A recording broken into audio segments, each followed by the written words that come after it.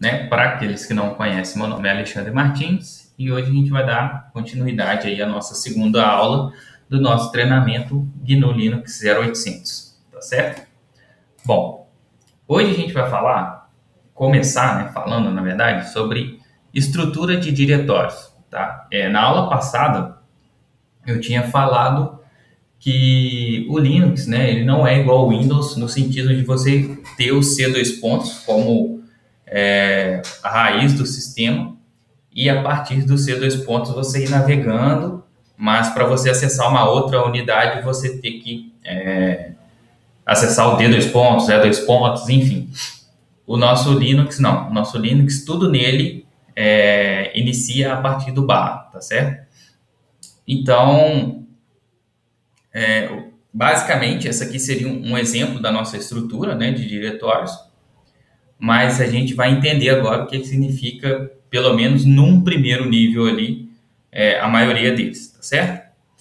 Então, dentro dessa estrutura de diretórios, né, a gente tem o barra bin, tá, que contém aí alguns programas herdados do Unix, beleza? Como mkdir, ls, ifconfig, tá? Normalmente ficam nesse diretório aqui, beleza?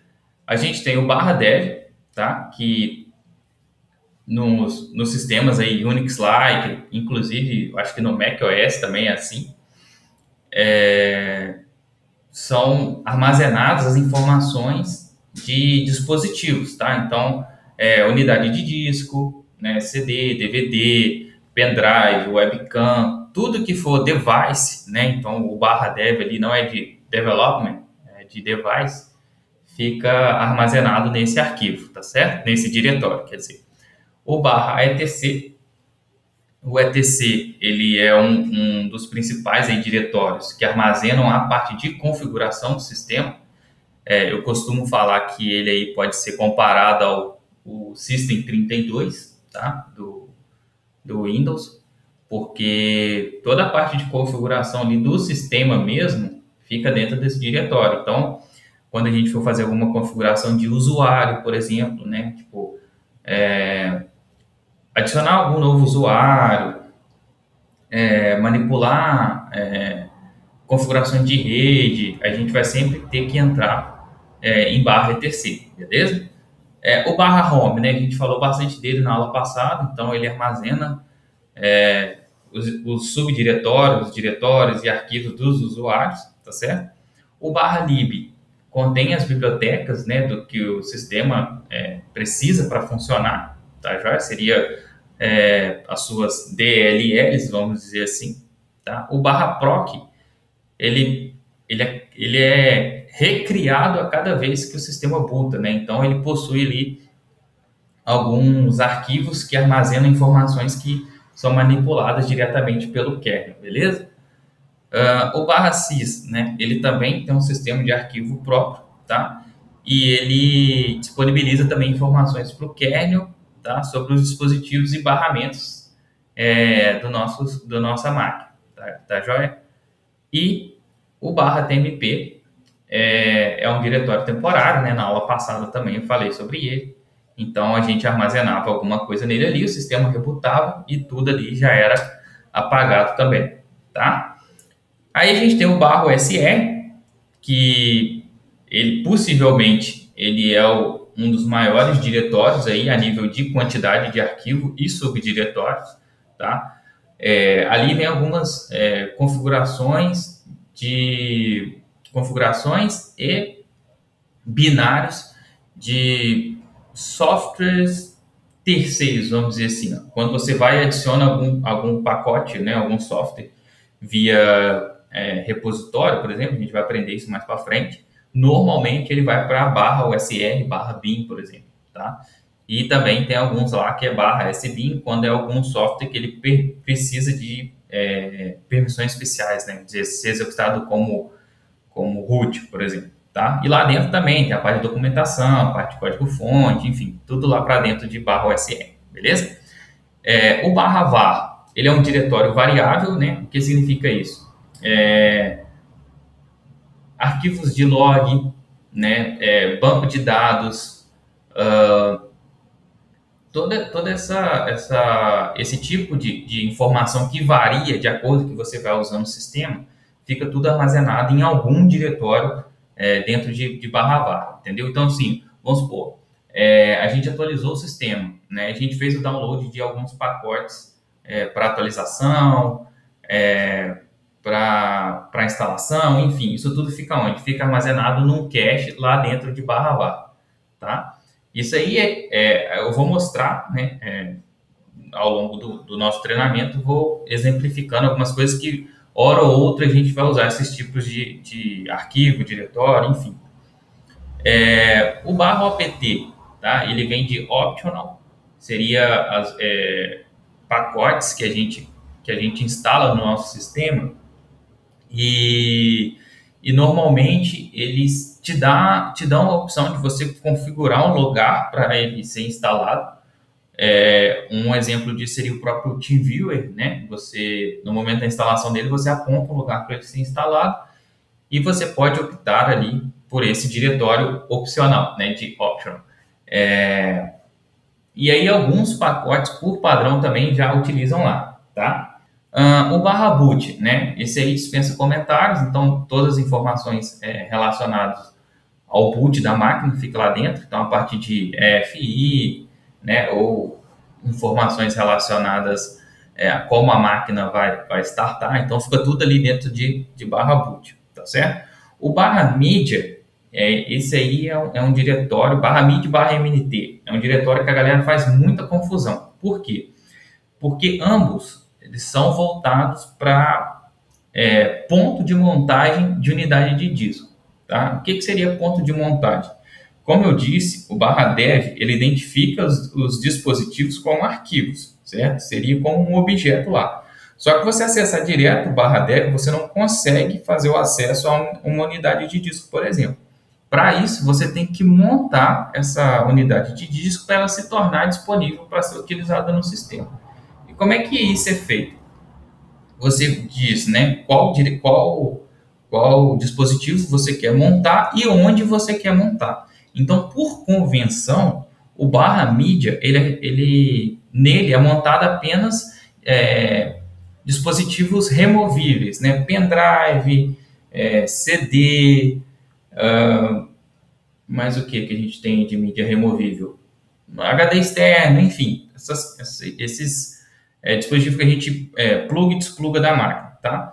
Enquanto a partida, o barra MNT, ele é um diretório voltado para armazenamento fixo, né? Então, vamos supor, na minha máquina, por exemplo, eu tenho dois HDs, né? Um SSD e um HD normal. Esse HD normal, ele é montado em barra MNT, tá certo? Enquanto a partida, o HD SSD ele já tem as informações do sistema mesmo, aí algumas partições dele são montadas em lugares específicos, tá joia? E por fim aqui a gente tem o barra root, né, que ele é o diretório home do root e não sei se alguém chegou a pensar nisso, o diretório home do root, né, não fica em barra home, barra root, e sim em barra root, tá certo? Então, eu trouxe aqui já algumas possíveis questões para certificação, né? Então, a primeira delas é: quais dos diretórios não podem ser definidos fora da partição raiz? Então, assim, com base nisso aí, que eu acabei de falar agora, existem mais diretórios, né? Mas dessa dupla que eu coloquei aqui, quais diretórios que não poderiam estar fora do diretório da partição raiz do sistema? Alguém se arrisca aí a responder? Bom, a resposta aqui nesse primeiro exercício seria barra sys e barra proc, tá? Por quê? Porque eles são diretórios, como eu falei, eles são criados a cada vez que o sistema boota, tá? E o sistema depende deles, porque eles possuem informações sobre o kernel. E pela ordem de inicialização do sistema, a montagem da partição ela vem depois, tá? Que ele tem essa interação com o kernel, enfim. Então, eles não poderiam estar fora do diretório raiz, ok? A gente não poderia ter esse diretório em uma outra partição que não seja a partição root, tá? A partição barra. A gente tem que pensar o seguinte: se a partição não estiver disponível, vai impedir o sistema de funcionar? Acho que o pensamento mais lógico deve ser esse, beleza? Então, exercício 2. Em qual lugar do sistema está localizada a sua documentação? Digite o caminho completo. /usr, /share, /doc. Tá? Tem lá as páginas de manual, as páginas de informação, ficando todos lá. Tá certo? E, por fim, foi o último diretório que eu falei, né? O diretório home do usuário root fica situado em /home /root. Verdadeiro ou falso, galera? É falso, né? O diretório home do root é em /root. Show de bola? Então vamos continuar aqui. Bom, e aí a gente já entra então para o nosso sistema operacional para a gente falar um pouquinho sobre variáveis, né? Então, o que é variável? Assim como em programação, uma variável ela armazena alguma informação para ela ser manipulada posteriormente, concorda? Então, assim, a gente tem as variáveis de ambiente e as variáveis locais, tá? As variáveis de ambiente, elas servem para ser usadas num sistema como um todo, tá? Então, independente da hora que a gente logar, qual a maneira que a gente logar, a gente vai ter acesso a essas variáveis de ambiente. Já as variáveis locais, elas estarão disponíveis apenas num contexto específico ali. Então, vamos supor, se a gente abrir o terminal agora e a gente definir uma variável, essa variável vai estar disponível ali naquele terminal, mas se a gente encerrar essa sessão, a variável ela vai sumir, tá certo? Bom, então deixa eu abrir a minha máquina aqui para a gente começar a trabalhar legal aqui, né? Beleza? E aí, então a gente começa a definir uma variável, né? Então, como que a gente define uma variável? Simplesmente, a gente pode colocar aqui uma variável, deixa eu ver aqui, variável recebe Alexandre,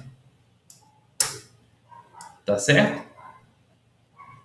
E aí, quando eu for imprimir essa variável, por exemplo, eu dou um echo, o dólar e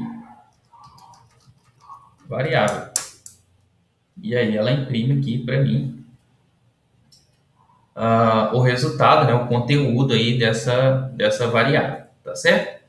E aí a gente tem alguns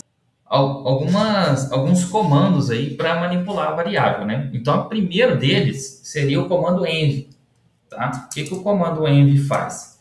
Ele mostra para a gente as variáveis de ambiente, né? Então, essas aqui são as variáveis que a gente tem no nosso sistema operacional, tá? Então, por exemplo, deixa eu subir aqui, a gente tem a variável shell, tá? Que ela informa qual o interpretador de comandos que a gente está usando no nosso sistema operacional. Nesse caso aqui é o bash, tá? Que fica localizado onde? Em /bin/bash, tá? Mais alguma coisa interessante? Tem. Aqui, ó, o nosso language, né, que seria o idioma aqui do nosso sistema, né?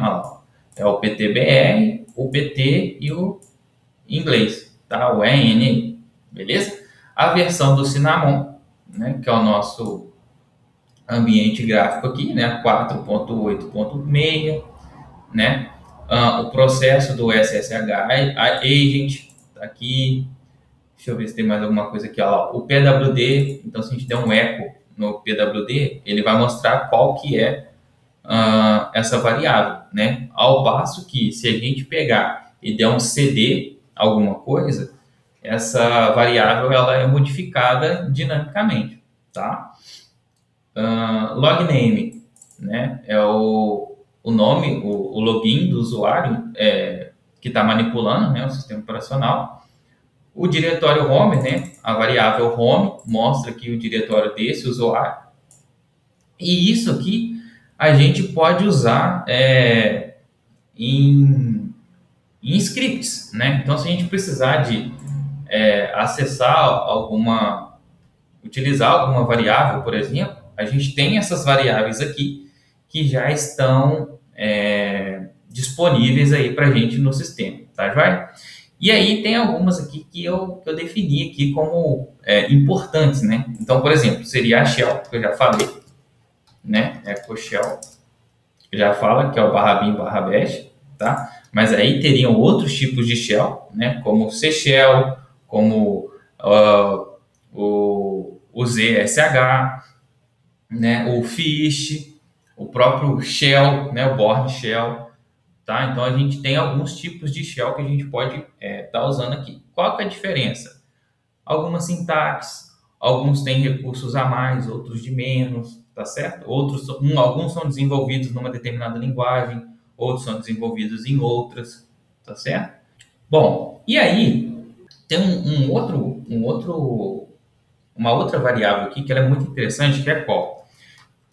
Que é a variável path, tá? E ela muito provavelmente pode cair numa prova, tá? Que seria a variável path? Seria todos os locais do sistema que, por padrão, são armazenados os binários, tá?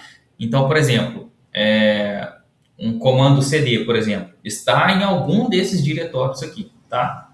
Eles estão separados por 2 pontos, então com certeza o comando CD está em algum desses diretórios aqui. Por isso que a gente consegue dar o comando CD sem ter que passar o caminho dele completo, tá? E quem é responsável por isso é essa variável path, tá joia? Bom, então, feito isso, o que eu queria mostrar aqui para vocês? Como tornar uma variável que a gente criar, como a gente pega e define ela como global, tá? Uma variável que possa ser utilizada por um processo filho, beleza? Então, veja bem,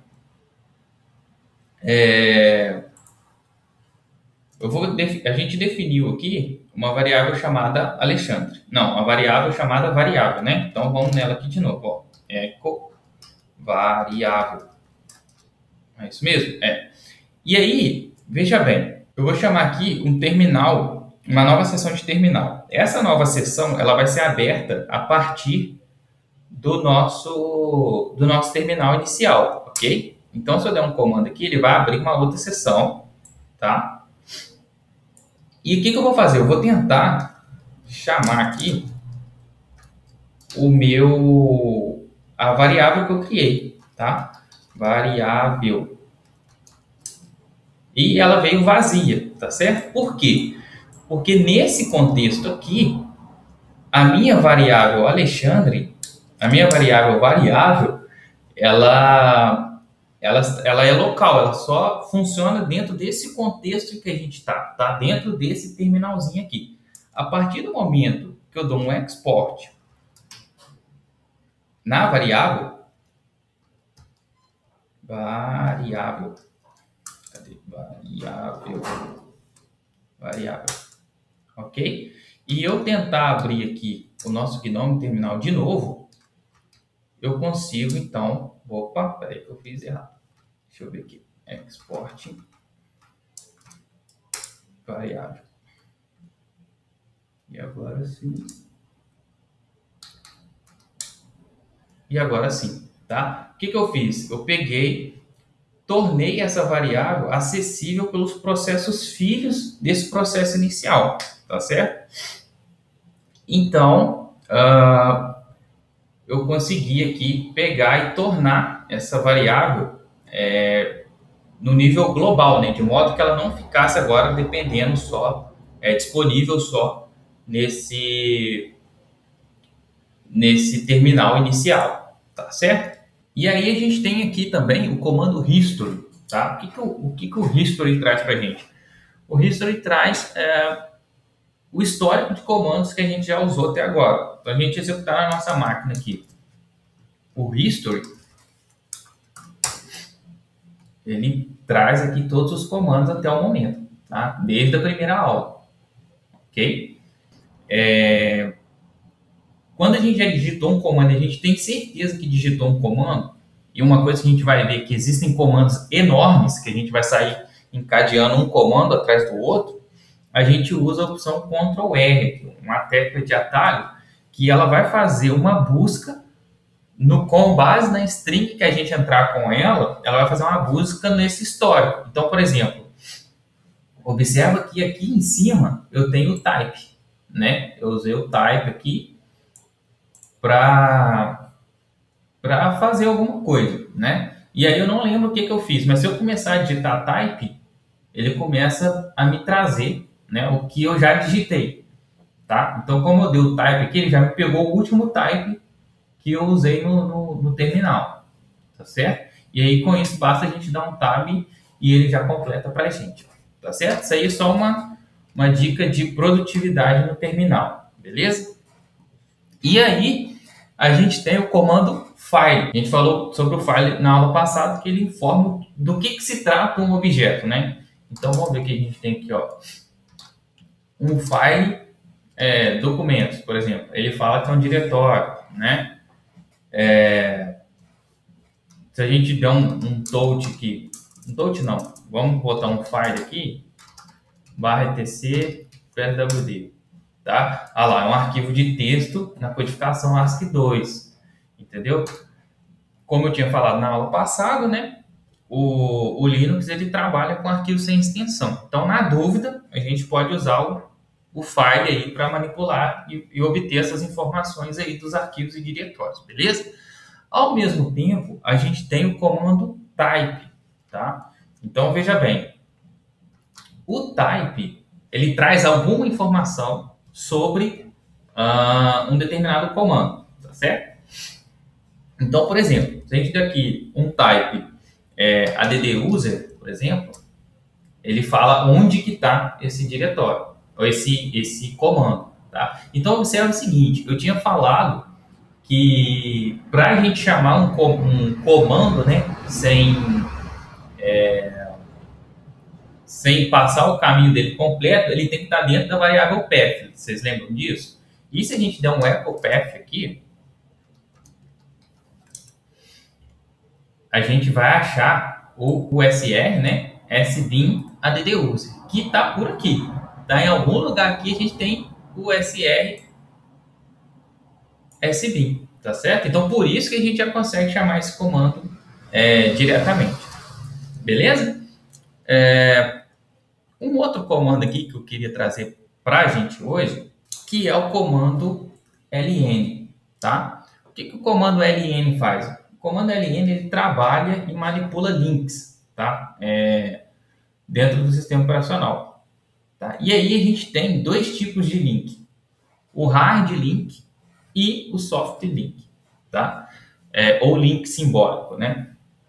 Então, veja bem, a gente tem o nosso disco, tá? Do nosso disco físico mesmo, tá? E dentro desse disco, ele é dividido em blocos, né? Então, a galera lá do técnico informática provavelmente deve lembrar disso, né? Então, a estrutura do nosso disco rígido, né? Ele tem vários blocos, e esses blocos ele tem informações binárias ali dentro, né? E aí, numa camada acima, no Linux, a gente tem algo que chama inode, tá? Que seria uma referência ao bloco onde tem um arquivo, tá certo? E aí, qual que é a diferença entre soft link e hard link? A gente tem também um rótulo que identifica o que está nesse inode, né? Que seria ali o nome do arquivo, o nome do diretório, alguma coisa desse tipo, tá? Quando a gente cria um hard link, a gente cria um apontamento lá para o inode, tá? Então pode acontecer o que for com esse camaradinha verde aqui, né? Com esse rótulo, a gente pode apagar esse rótulo, a gente pode fazer qualquer coisa, que o hard link ele permanece. Por quê? Porque ele está indo na camada inferior e chegando no inode, tá? Quando a gente tenta fazer um soft link, O soft link, ele é mais parecido com um atalho que a gente cria no Windows, tá certo? Então ele pega e aponta para o rótulo, tá certo? E aí se a gente pegar o arquivo original e trocar o rótulo dele, que seria o nome, a gente perde a referência desse soft link, tá? Em compensação, o hard link vai continuar apontando ali para o inode, e ele pode ter outro nome, enfim, pode fazer o que for, inclusive deletar esse rótulo, né, essa referência desse arquivo ali, que ele continua sendo possível de ser acessado através do seu hard link. Bom, então o que eu vou fazer? Sudo cp /tc pswd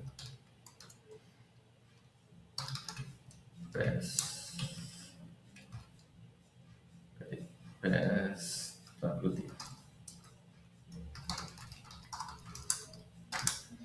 Ok? Então copiei aqui o arquivo pswd para nosso diretório home para a gente poder manipular ele do jeito que a gente quiser.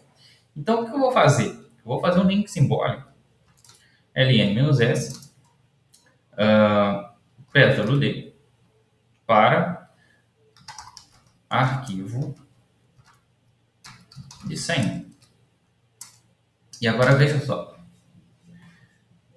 Ele ficou com uma coloração diferente, certo? E se a gente der aquele ls-l, ele vai aparecer diferente também. Ó. Olha o Lzinho de link aqui, tá vendo? E ele fala para quem que ele aponta. Se a gente mover esse cara aqui, mover não, renomear, pwd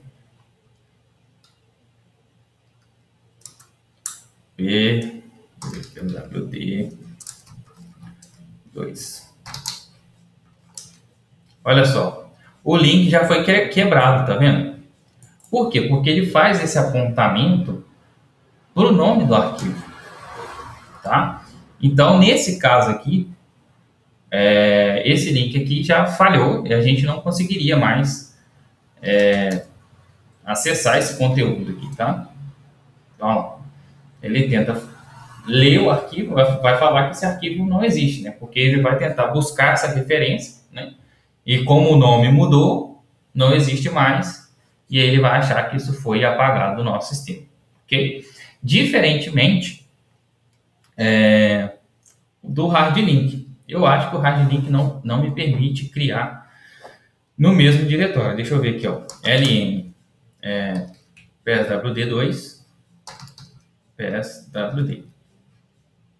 Operação não permitida. Então, deixa eu fazer o seguinte. Deixa eu ver pelo sudo aqui, né? Sudo. Beleza. ls-l. Então, tá aqui. Perceba que ele criou, né, um outro arquivo, né? Se a gente der um ls-l aqui,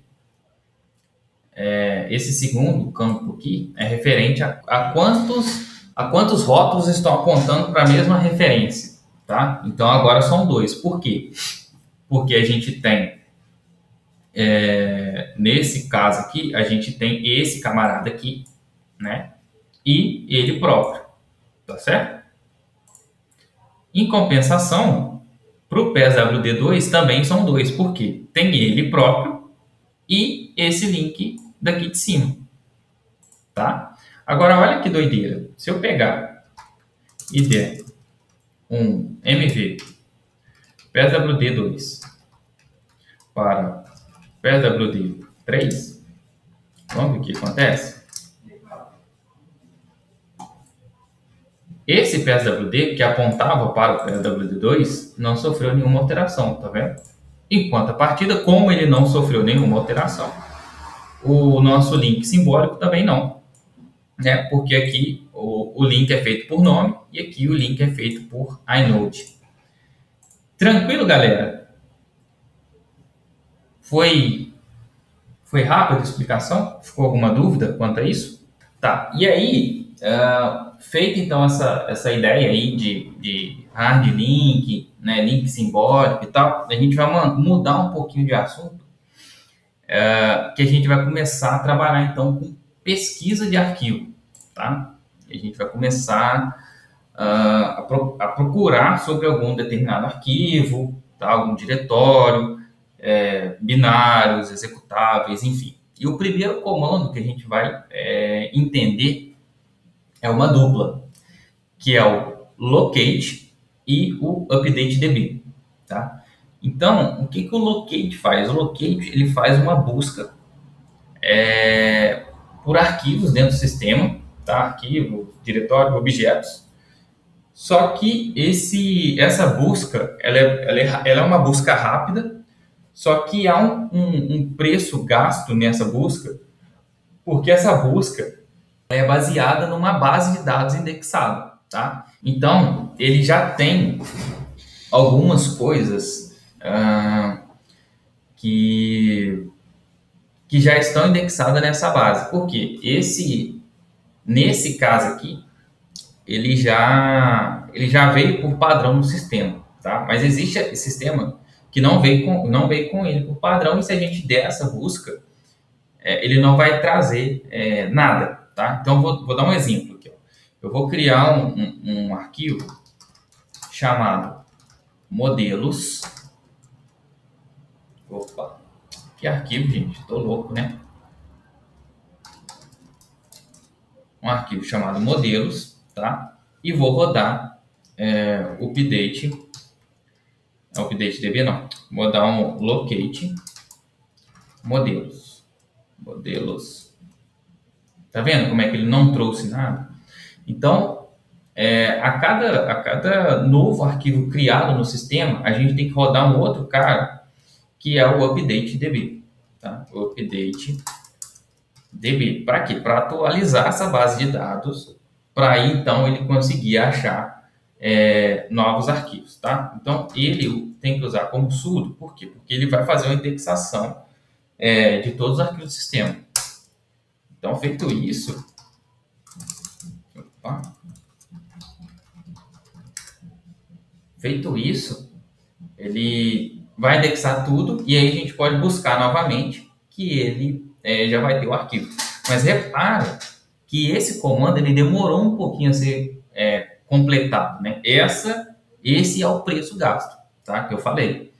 E isso pode aumentar de tempo à medida que a gente tenha mais arquivos no nosso sistema, tá? E vamos levar em consideração aqui que o nosso sistema está relativamente cru, né? A gente não instalou nada, a gente fez uma atualizaçãozinha e tal, mas o sistema ele está cru, né? E agora a gente pode sim rodar o locate modelos, que aí ele acha para a gente, tá certo? Esse é um comando fácil, tá? Por quê? Porque você não precisa de parâmetro nenhum, né? Então, assim, quando eu mostrar o comando find, por exemplo, e vocês verem que ele tem inúmeras opções, vocês vão falar assim, cara, eu vou usar o locate pro resto da minha vida. Mas o locate te permite fazer, o find te permite fazer uma busca refinada, tá? Só que antes do find, eu queria mostrar um comando que já foi falado aqui no nosso chat, que é o comando whereis.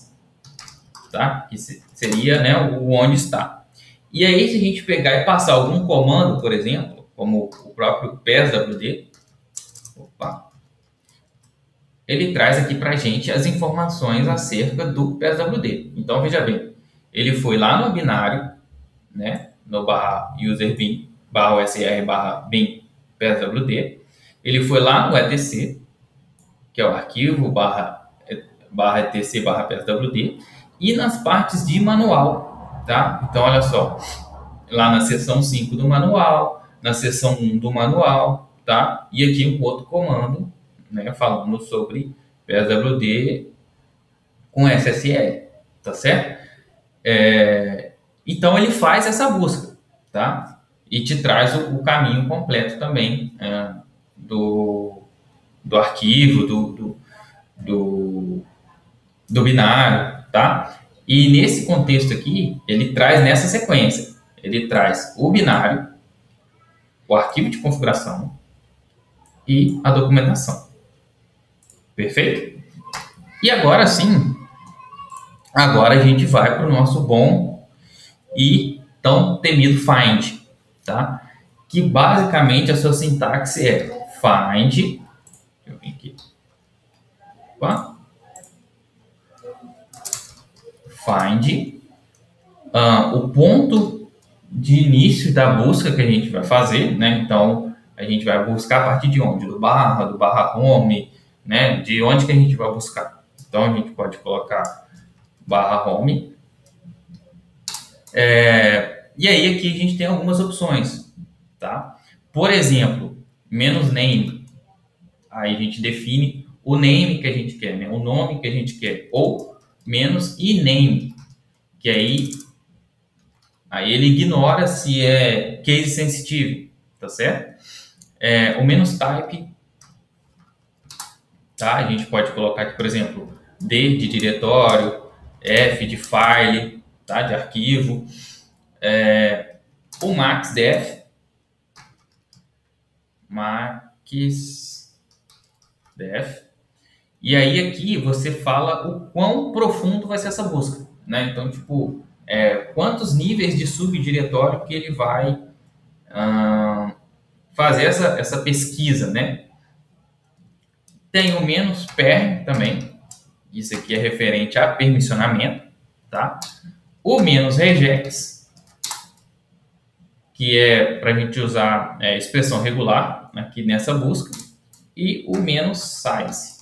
Existem inúmeras outras opções, tá? Mas essa aqui são as que eu julguei aqui mais interessante, e tem uma outra também que é o menos exec, para a gente, depois que a gente buscar isso tudo, executar alguma coisa, tá certo?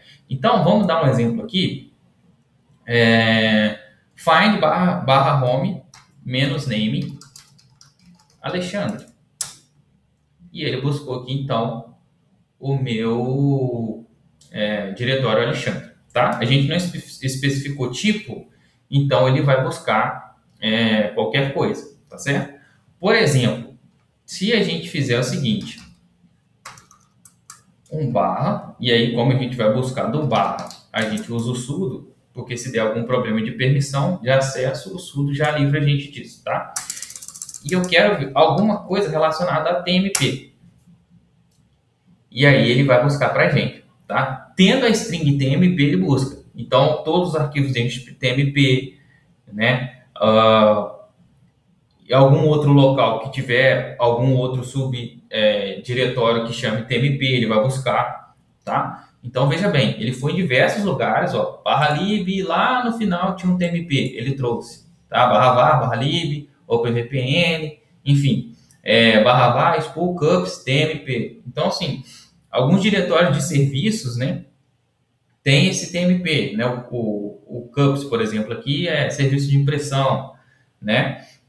Barra var, barra log, lá dentro tem alguma coisa também, né? Barra var, barra TMP. Então, tudo enquanto era TMP, ele trouxe para a gente aqui, tá certo? E aí, o que eu queria propor para vocês? O grau aí ele vai aumentar, tá, gente?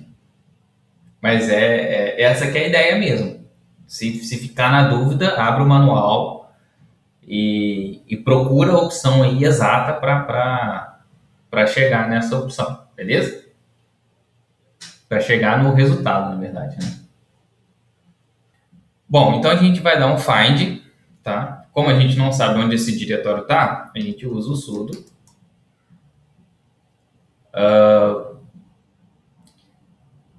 E aí a gente vai buscar por um cara, né? Find aqui, começando de barra, porque a gente não sabe onde está.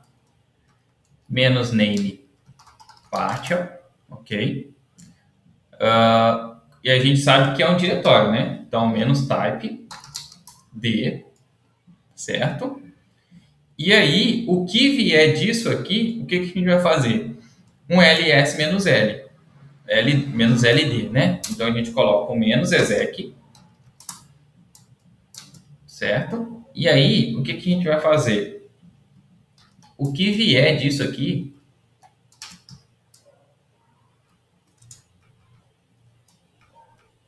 a gente vai fazer o ls menos ld. Deixa eu ver se é assim mesmo a sintaxe.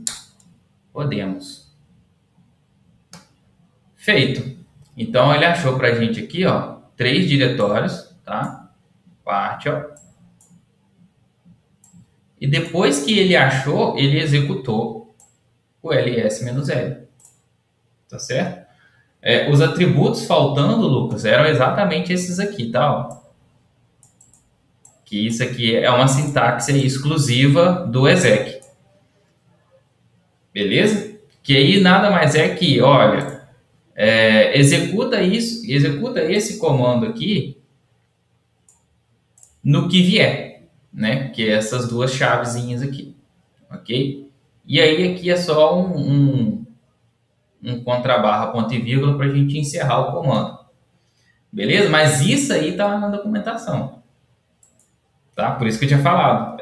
Abre o main aí e pesquisa as opções. Só que eu sei que o manual desse comando é grande, né, cara?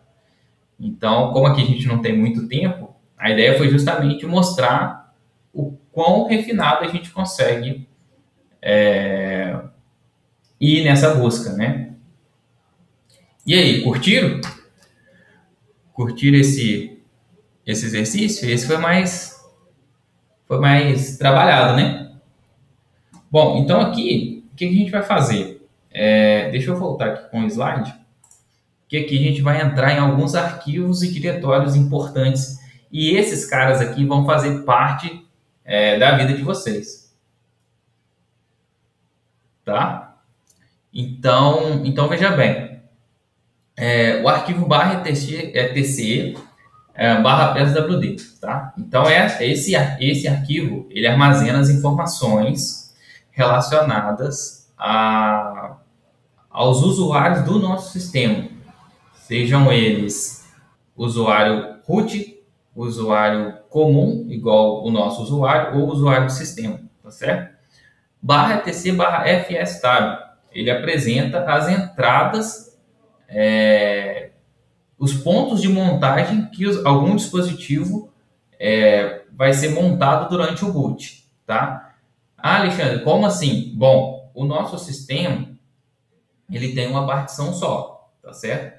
Então lá nesse fstab vai ter lá barra dev, barra alguma coisa, vai ser montado em barra. E ali fala que o disco tal, particionado daquela maneira, vai ser montado no diretório barra, tá certo? E aí se a gente particionasse o nosso sistema, teriam outras entradas ali fazendo essa referência também.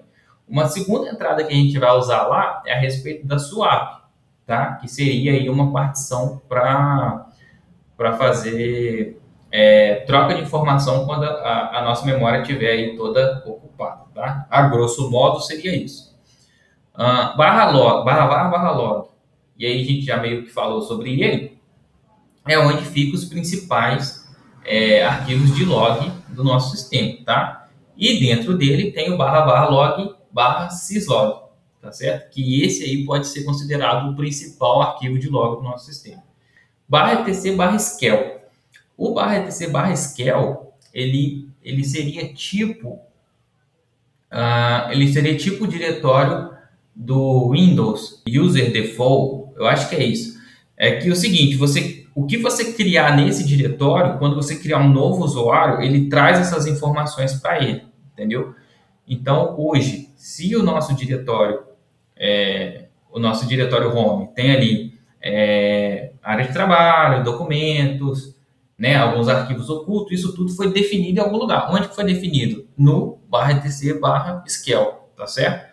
Barra etc barra apt estão relacionados aos arquivos de repositório do sistema. Então, mais para frente, quando a gente der lá um apt install programa tal, onde que ele vai buscar isso? Né? Com base em que ele faz essa busca num servidor qualquer? Essas informações estão lá dentro do diretório barra etc barra apt, beleza?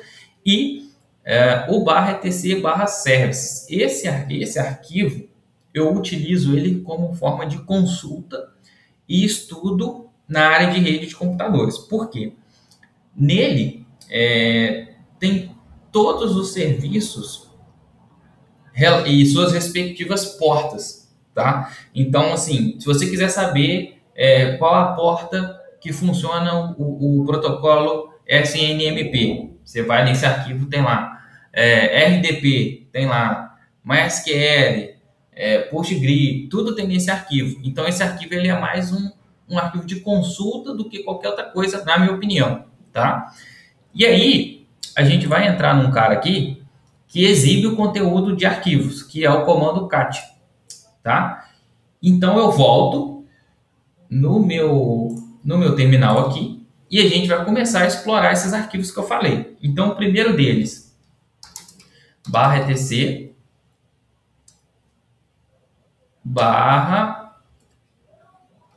/pswd.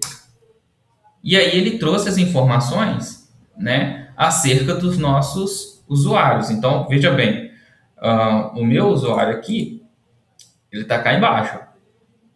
E aí, mais para frente, a gente vai entender o que significa cada coluna dessa aqui, tá certo? E aí, todo usuário está aqui. Então, o root, ele é o primeirão, está cá em cima, tá? Mas aí a gente tem outros usuários aqui, por exemplo, deixa eu ver aqui, que são usuários do sistema, né? Então, assim, o que a gente tem aqui de usuário que a gente conhece? É o Alexandre, né? No meu caso aqui, no caso de vocês aí, o usuário com o nome de vocês, e o root.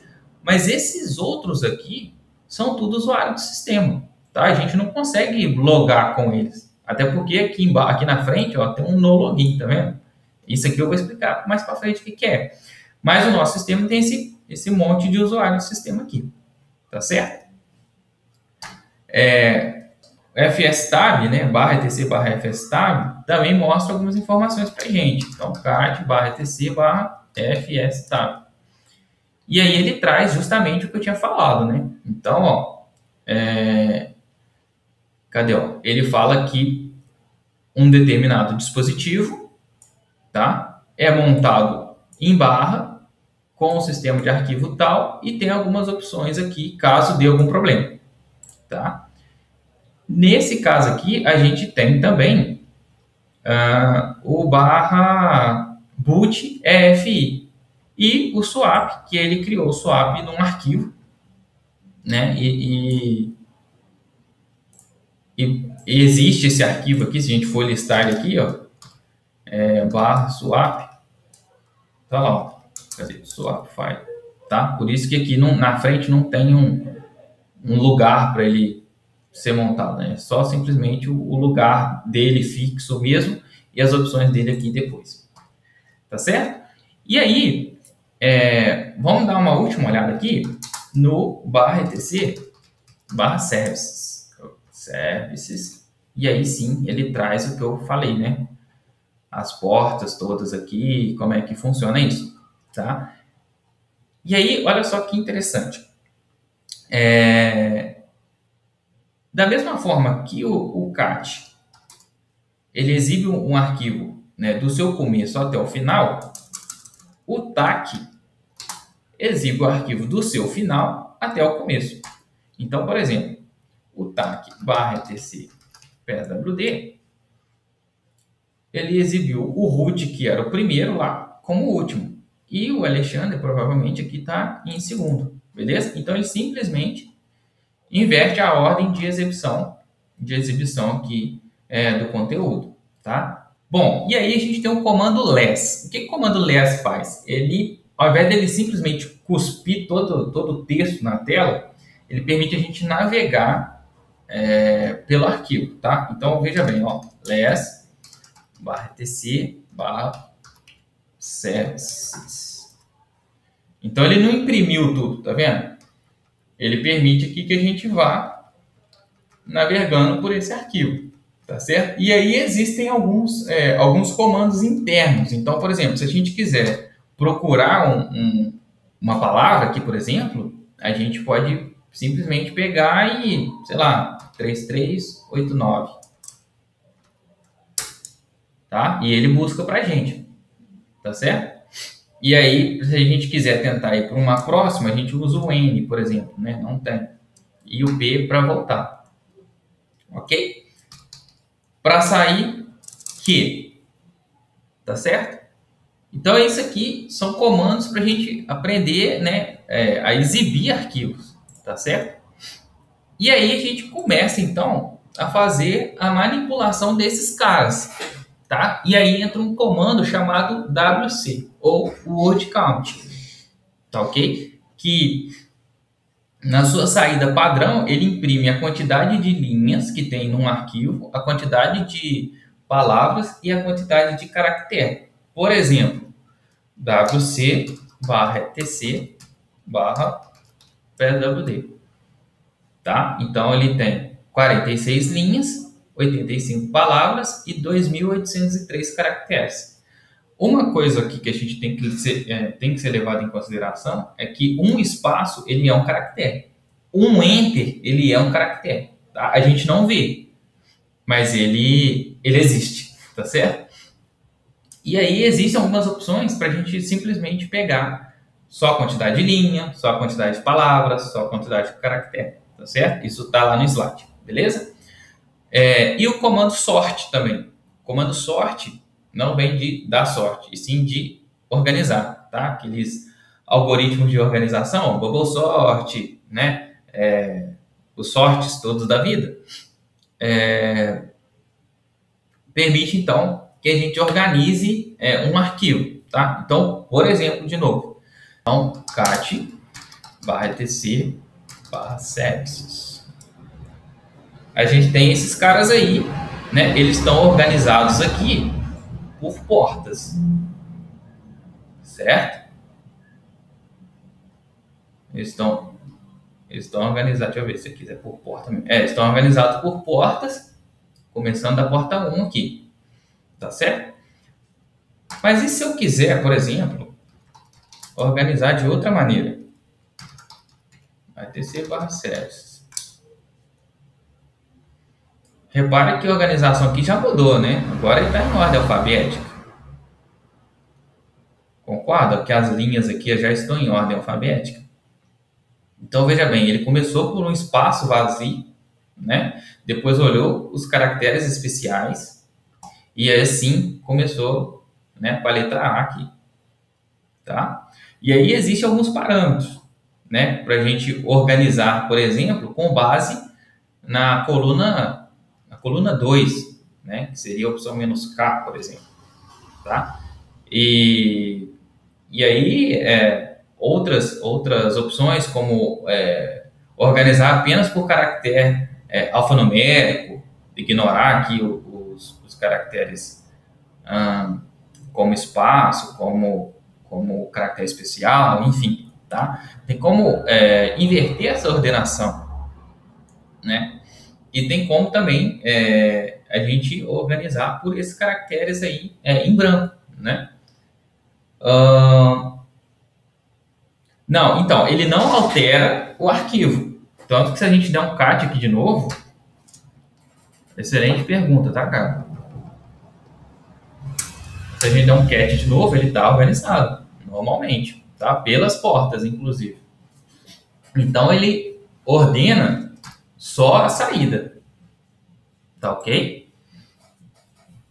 Isso é bem interessante. Então, assim, isso a gente vai usar muito quando a gente for fazer filtro em alguma saída de comando, tá? A gente vai ter uma lista, por exemplo, de informações, e nessa lista a gente quer ordenar de alguma maneira. E aí o comando sort, ele está aí para isso. Beleza? Galera, por hora, por essa aula, seria isso. Alguém tem alguma dúvida? Bom, então é isso, galera. Nos vemos então na próxima aula e eu aguardo vocês. Valeu!